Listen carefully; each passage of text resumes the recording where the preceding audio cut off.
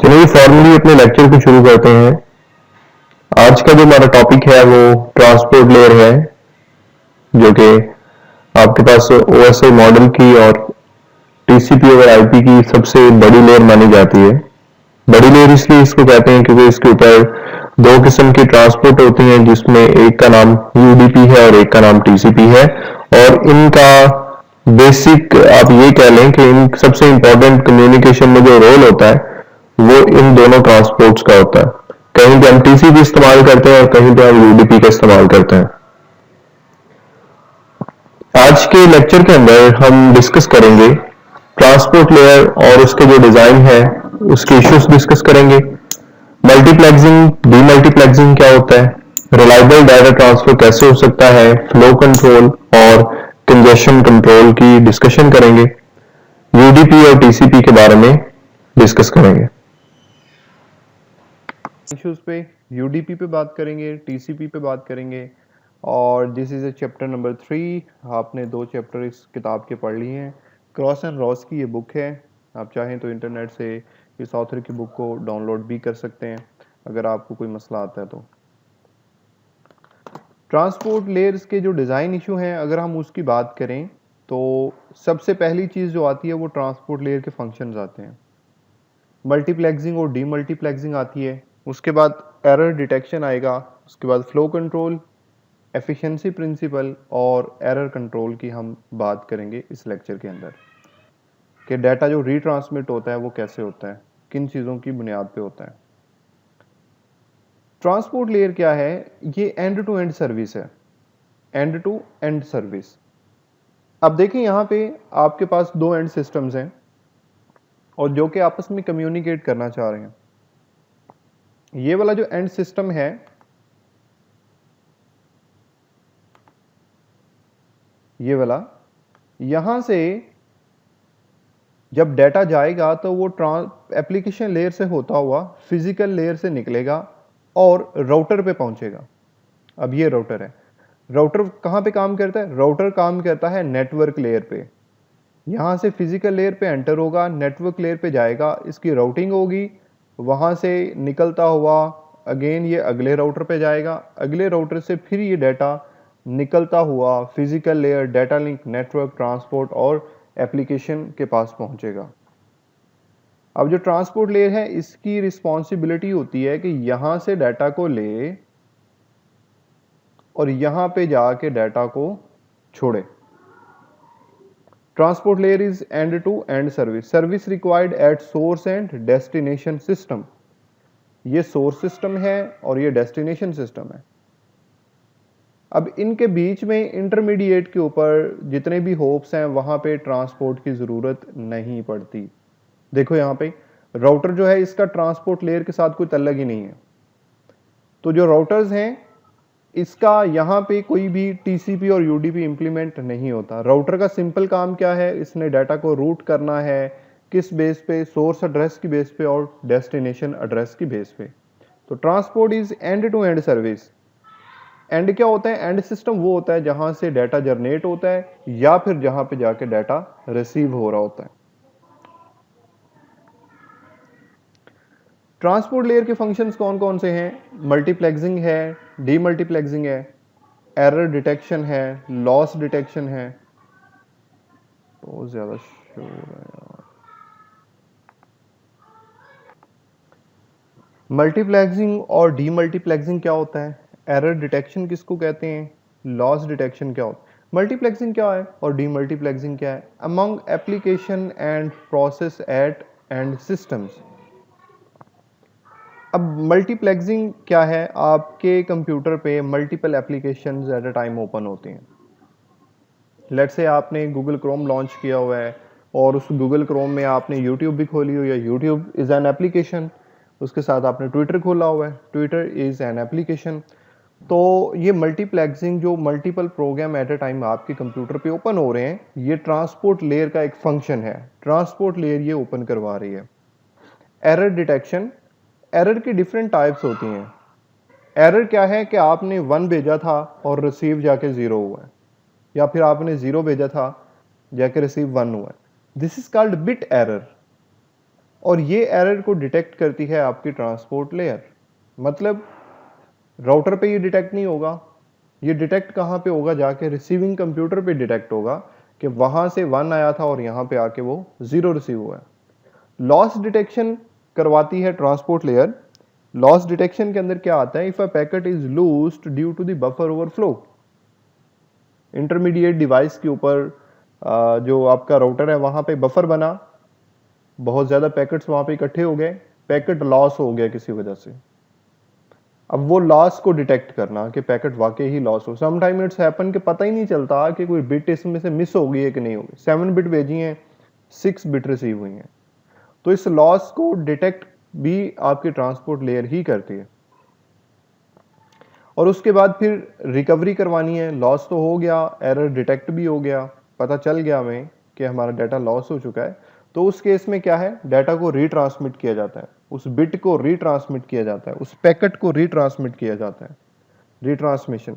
उसके बाद flow control क्या होता है, इंश्योरिंग रिसीवर हैज बफर।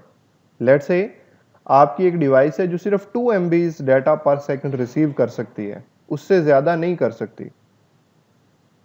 तो अगर उससे ज्यादा डाटा आएगा उसके पास, तो ऑब्वियसली उसके पास तो इतना बफर नहीं होगा, उसके पास तो इतनी स्पेस नहीं है।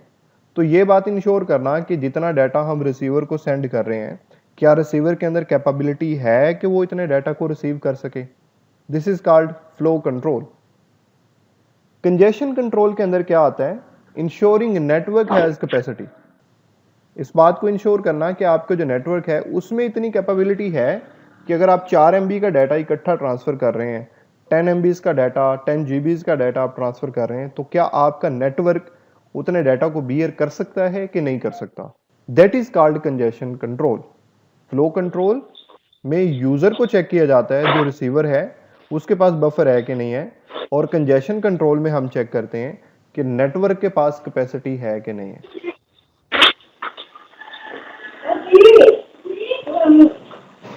बच्चे अपना माइक तो म्यूट कर दें। उसके बाद ये प्रोटोकॉल लेयर्स कौन सी हैं, देखें हम टॉप डाउन अप्रोच की बात करते हैं।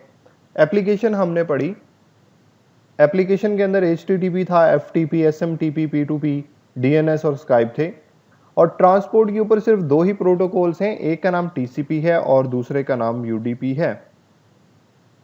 तो TCP और UDP में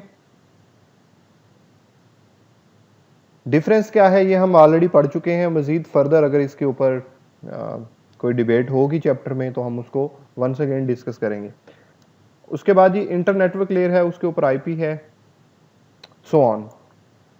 क्योंकि हमारी कंसर्निंग लेयर इसमें ट्रांसपोर्ट है तो हम उसी की बात करेंगे। देखिए जरा पे मल्टीप्लेक्सिंग और डीमल्टीप्लेक्सिंग हम यहाँ पे डिस्कस कर रहे थे। जैसे कि मैंने पिछली स्लाइड में भी बताया कि आप multiple application at a time इस्तेमाल कर रहे होते हैं। आपके पास यहाँ पे कुछ सिनेरियो इस तरह से है कि ये यूजर 1 है आपके पास, और यूजर 1 जो एप्लीकेशन यूज कर रहा है वो वेब की है। वेब की मदद से वो एक्सेस कर रहा है वेब सर्वर को और यूज कर रहा है TCP। क्या यूज कर रहे हैं, TCP यूज कर रहे हैं। इसी तरह यूजर नंबर 2 DNS को इस्तेमाल कर रहा है यूजिंग UDP प्रोटोकॉल। 2 यूजर्स हैं, एक TCP को यूज करके वेब सर्वर को एक्सेस कर रहे हैं और दूसरा यूजर DNS को एक्सेस कर रहा है यूजिंग UDP। अब जरा नीचे यहां पे देखें, एक पिक्चर है आपके पास और इसमें लिखा हुआ है source port is 3009, destination port is 80, source address is 128.3.4.1 and destination address is 209.3.1.1। अब ये वाला सिनेरियो कब होगा, जब इस यूजर से रिक्वेस्ट जा रही होगी वेब सर्वर के पास। यूजर से रिक्वेस्ट कहां पे जा रही है, वेब सर्वर के पास। तो ये वाला सिनेरियो है, ये क्या है, सोर्स पोर्ट क्या है 3009। अब यहां पे से सर्वर से जब वापस रिप्लाई जाएगा तो क्या हो जाएगा, उलट हो जाएगी हर चीज। पहले देखें सोर्स पोर्ट क्या था 3009, जब रिक्वेस्ट आ रही है तो वो क्या हो गया 3009 डेस्टिनेशन पोर्ट हो गई है। और सोर्स पोर्ट क्या, पहले डेस्टिनेशन पोर्ट 80 थी, अब सोर्स पोर्ट 80 हो गया। जब वहां से रिप्लाई आता है तो वो उन्हीं दरवाजों से, उन्हीं रस्तों से आता है जिस रस्ते से हमने भेजा था, क्योंकि हम पोर्ट के ऊपर ऑलरेडी बात कर चुके हुए हैं। अब सवाल ये पैदा होता है कि हमने क्रोम के ऊपर दो चीजें खोली हुई हैं, दो एप्लीकेशन हम चला रहे हैं, तो जब हम यूट्यूब की सर्च करते हैं तो वो ट्विटर के ऊपर, ट्विटर की जो पोर्ट है उसके ऊपर रिसीव क्यों नहीं होता? एक एप्लीकेशन का डाटा दूसरी एप्लीकेशन में मिक्स क्यों नहीं होता? तो उसकी यही वजह होती है कि हर एप्लीकेशन एक पर्टिकुलर पोर्ट के ऊपर लिसन करता है और एक पर्टिकुलर पोर्ट के ऊपर ही रिक्वेस्ट को सेंड करता है, तो उसका रिप्लाई जो है वो उसी पोर्ट नंबर पे आता है। आपके घर में दो दरवाजे हैं, एक दरवाजे से आप गुजरते हो, एक दरवाजे से आपके घर में कोई और मेंबर गुजरता है, तो दोनों इकट्ठे गुजर जाएं तो कोई मसला नहीं है, क्योंकि दोनों का दरवाजा सेपरेट है। अब दोनों अंदर भी इकट्ठे आ जाएंगे तो उसमें कोई भी मसला नहीं होगा, क्योंकि दोनों का दरवाजा भी, दोनों के दरवाजे स्टिल डिफरेंट हैं, मिक्सअप नहीं होते। यही वजह है कि मल्टीपल एप्लीकेशन जब आप चला रहे होते हैं तो वो डिफरेंट पर्टिकुलर पोर्ट के ऊपर लिसन कर रहे होते हैं, इसलिए उनका डाटा आपस में कभी भी मिक्सअप नहीं होता, and this is called multiplexing process. बाकी इसके बारे में ये वाला जो रेफरेंस है ये विकिपीडिया से लिया हुआ है, अगर आप इस लिंक को क्लिक करेंगे तो आपको ये रेफरेंस वहां पे मिल जाएगा। यूडीपी के बाद में यूडीपी के बारे में थोड़ी सी और बात करेंगे हम। User datagram packets. User datagram packet is connectionless and end to end service. End to end service क्या होती है ये पहले हम बात कर चुके हैं पीछे वाली स्लाइड में, और ये कनेक्शनलेस है। टीसीपी कनेक्शन ओरिएंटेड होता है, यूडीपी कनेक्शन लेस होता है। यूडीपी कनेक्शन लेस क्यों होता है ये आपको पता है, हम पहले भी बहुत दफा इसके ऊपर डिबेट कर चुके हैं। और जो यूडीपी है इसमें भी जो मल्टीप्लेक्सिंग है वो पोर्ट नंबर के थ्रू होती है। एरर डिटेक्शन की एक तकनीक इस्तेमाल की जाती है जिसको हम कहते हैं checksum, and checksum is totally optional. आपको याद होगा हमने डिस्कस किया था कि यूडीपी में एरर डिटेक्शन होती है, समटाइम नहीं होती, because it's optional. Applies to pseudo header same as TCP. इसको सूडो पढ़ना है, इसको सूडो नहीं पढ़ना, that is pseudo headers same as TCP and UDP segment. If not use it is set to 0। अगर आपके पास वहां पे एरर डिटेक्शन इस्तेमाल नहीं हो रही तो आपका जो चेकसम है उसमें हम वैल्यू 0 एंटर कर देते हैं। जरा नीचे पिक्चर देखें, चेकसम में हम वैल्यू 0 एंटर करते हैं, और अगर इस्तेमाल हो रहा होता है तो चेकसम में हम वैल्यू 1 एंटर कर देते हैं। नो एरर रिकवरी, एरर की रिकवरी यहाँ पे नहीं होती। अगर एरर हो भी गया तो रिकवरी नहीं है, रिकवरी नहीं है तो रीट्रांसमिशन भी नहीं है। ऑब्वियसली अगर रीट्रांसमिशन होगी तो रिकवरी हो जाएगी, अब चूंकि रीट्रांसमिशन नहीं है तो कोई रिकवरी भी नहीं है। इसको इस्तेमाल करते हैं नेटवर्क मैनेजमेंट के तौर पे, नेटवर्क को मैनेज करने के लिए। डीएनएस की एप्लीकेशंस में इस्तेमाल होता है, वीडियो स्ट्रीम करने के लिए, मीडिया स्ट्रीम करने के लिए इस्तेमाल होता है। ऐसी तमाम एप्लीकेशन जो लॉस टॉलरेंट हैं, जिसमें नुकसान बर्दाश्त हो सकता है, डिले सेंसिटिव है, नहीं कर सकते, or have their own reliability mechanism. और ऐसी एप्लीकेशन है जिन्होंने खुद कोई चेक लगाया हुआ है और वो ट्रांसपोर्ट लेयर का कोई चेक फाइंड नहीं यूज़ करना चाह रहे, तो वहाँ पे आप यूडीपी का इस्तेमाल करते हैं। इसके पैकेट में सोर्स पोर्ट 16 बिट का होता है, डेस्टिनेशन पोर्ट जो साइज लेता है वो भी 16 बिट का होता है, इसकी जो पैकेट की लेंथ होती है वो भी 16 बिट होती है, और चेकसम भी 16 बिट। ये इसके यूडीपी का पैकेट होता है, इसके अंदर ये सारी चीज़ें मौजूद है, सोर्स, डेस्टिनेशन, लेंथ और चेकसम। ओके जी, फ्लो कंट्रोल की बात करेंगे। फ्लो कंट्रोल, फ्लो को कंट्रोल कैसे किया जाता है जी, टीसीपी के केस में या फिर यूडीपी के केस में? Sender does not flood the receiver. Flow control के जो गोल्स होते हैं, फ्लो कंट्रोल के जो रूल्स होते हैं, जो हमें ऑप्टिमम एक अपनी आउटपुट चाहिए होती है, उसमें क्या करते हैं, नंबर 1 पे जो रूल है, sender does not flood the receiver. Sender receiver को फ्लड नहीं करेगा, ऐसा नहीं करेगा कि बिट्स भेजी जा रहा है, रिसीवर उसको रिसीव कर पा रहा है कि नहीं कर पा रहा। और जो दूसरा रूल है, सेंडर जो रिसीवर है उसको फ्लड भी नहीं करना और थ्रूपुट को मैक्सिमाइज भी करना है, डाटा भी ज़्यादा से ज़्यादा जाए और रिसीवर भी फ्लड ना हो। यहाँ पे जो सबसे पहली तकनीक इस्तेमाल की जाती है वो stop and wait flow control है। Stop and wait flow control, इसमें देखें ज़रा क्या है। सेंडर ने पैकेट नंबर 1 सेंड किया और रिसीवर के पास जब पहुंचा तो सेंडर ने वेट किया एक्नॉलेजमेंट का। देखें यहाँ पे उसको एक्नॉलेजमेंट गई कि पैकेट नंबर 1 इज रिसीव्ड। उसके बाद पैकेट नंबर 2 सेंड हुआ और उसकी एक्नॉलेजमेंट आई, पैकेट नंबर 3 सेंड हुआ और उसकी भी एक्नॉलेजमेंट आ गई। तो this is called stop and wait flow control. रुको और इंतजार करो। उसके बाद जो दूसरा मेथड है वो विंडोज फ्लो कंट्रोल है। ये भी उसी तरह है, इसमें एक पैकेट जा रहा था, इसमें 3 पैकेट इकट्ठे सेंड हो रहे हैं। 3 पैकेट इकट्ठे सेंड होंगे और तीनों की एक्नॉलेजमेंट का वेट किया जाएगा। यहाँ पे 3 पैकेट सेंड और तीनों की एक्नॉलेजमेंट का वेट, 3 पैकेट सेंड और तीनों की एक्नॉलेजमेंट का वेट किया जाएगा। This is called Windows flow control. Multiple bits को इकट्ठे सेंड करना और फिर मल्टीपल बिट्स का जो हमने इकट्ठी सेंड की थी उसकी एक्नॉलेजमेंट का भी वेट करना।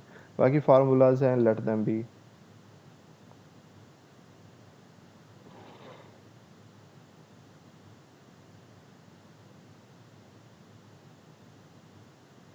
ओके, एरर कंट्रोल हम कैसे कर सकते हैं। अगर एरर आ गया है तो अब उसका तरीका क्या है कि हम डाटा को रीट्रांसमिट करें। पैकेट लॉस हुआ है तो रीट्रांसमिट करना है और कोई इसका सोल्यूशन नहीं है। क्या करेंगे, री ट्रांसमिट लूज्ड पैकेट। और किस तकनीक के मुताबिक हम सेंड करेंगे, automatic repeat request ARQ, stop and wait ARQ। Stop and wait हमने अभी पढ़ा और ARQ क्या है। लेट्स से सेंडर ने एक पैकेट सेंड किया और उसकी एक्नॉलेजमेंट आ गई। पैकेट नंबर 2 सेंड किया तो वो रिसीव नहीं हुआ, रास्ते में कहीं पे लॉस हो गया। अब रास्ते में लॉस हो गया, इसका मतलब उसकी एक्नॉलेजमेंट नहीं आएगी। रिसीवर नहीं कहेगा कि मुझे पैकेट नंबर 2 रिसीव हो गया है। अब सेंडर क्या करेगा, एक पर्टिकुलर टाइम के लिए वेट करेगा। लेट्स से 4 सेकंड वेट करेगा, उसके बाद दोबारा से पैकेट को सेंड कर देगा। ये देखें, टाइम आउट हुआ जैसे ही पैकेट दोबारा से सेंड हो गया। उसके बाद क्या हुआ, फिर पैकेट नंबर 3 की एक्नॉलेजमेंट आ गई। उसके बाद पैकेट नंबर 3 सेंड हुआ और वो रास्ते में फिर लॉस हो गया। पैकेट नंबर 3 सेंड हो गया था लेकिन उसकी एक्नॉलेजमेंट रास्ते में लॉस होगी, रिप्लाई नहीं आया। पैकेट नंबर 3 तो सेंड हो गया, अब सेंडर को कैसे पता कि पैकेट नंबर 3 सेंड हुआ है कि नहीं हुआ, तो वो एक्नॉलेजमेंट से पता चलना था। अब चूंकि एक्नॉलेजमेंट भी रास्ते में लॉस हो गई है तो सेंडर फिर पर्टिकुलर टाइम के लिए वेट करेगा। वेट करने के बाद वो पैकेट नंबर 3 को दोबारा सेंड कर देगा। This phenomena is known as retransmission loosed packet और इस तकनीक को हम कहते हैं ऑटोमेटिक रिपीट रिक्वेस्ट। यहां तक अगर किसी का कोई सवाल है तो पूछ लें। सेकंड एक तकनीक थी ऑटोमेटिक रिपीट रिक्वेस्ट। इसमें ऑटोमेटिकली पैकेट जो लॉस होता है उसकी रिक्वेस्ट चली जाती है कि पैकेट नहीं रिसीव हुआ, आप दोबारा से वो पैकेट सेंड कर दें। उसके बाद है जी गो बैक NARQ। ये थोड़ी सी डेंजरस तकनीक है। देखो, सेंडर ने पैकेट 0 सेंड किया, उसके बाद पैकेट 1 रास्ते में रह गया कहीं। अब पैकेट नंबर 2 उसने भेज दिया, अब क्या पता रिसीवर को रिसीव हुआ है कि नहीं, इसमें एक्नॉलेजमेंट नहीं जाती है। जो पैकेट सेंड हो जाएगा उसकी एक्नॉलेजमेंट नहीं आएगी, जो पैकेट नहीं सेंड हुआ उसकी एक्नॉलेजमेंट आएगी कि पैकेट सेंड नहीं हुआ। जो सेंड हो गया है उसकी एक्नॉलेजमेंट नहीं आएगी। अब देखो यहाँ पे सेंडर ने पैकेट नंबर 0 सेंड किया,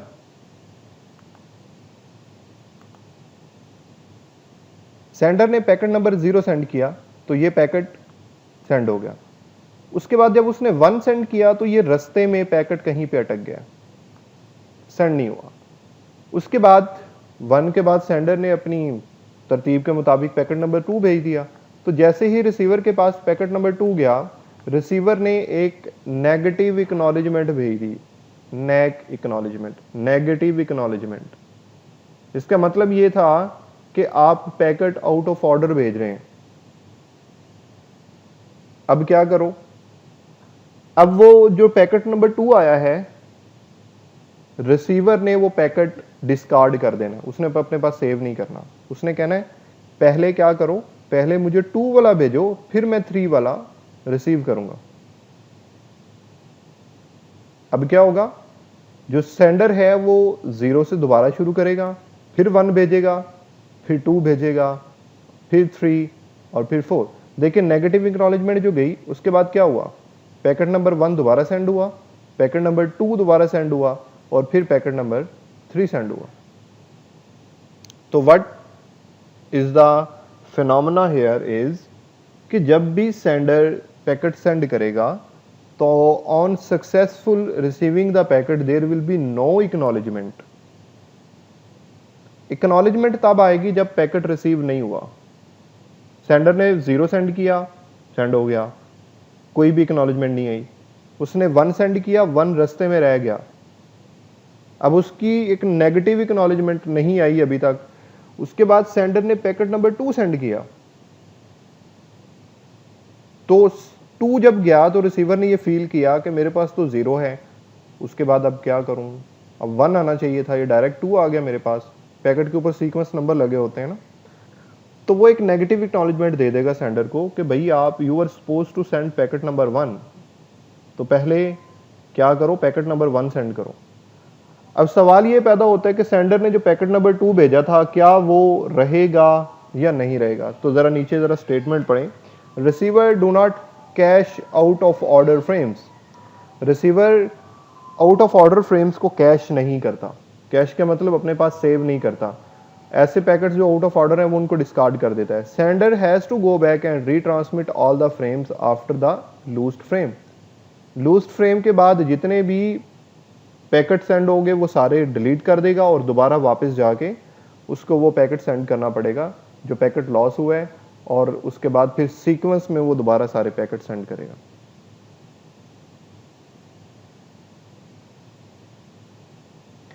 उसके बाद है जी selective repeat ARQ।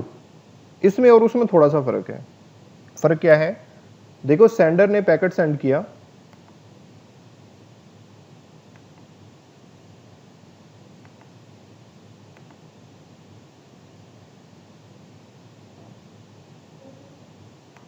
Let's say sender ने यहां पे पैकेट नंबर 0 सेंड किया, सक्सेसफुली पहुंच गया।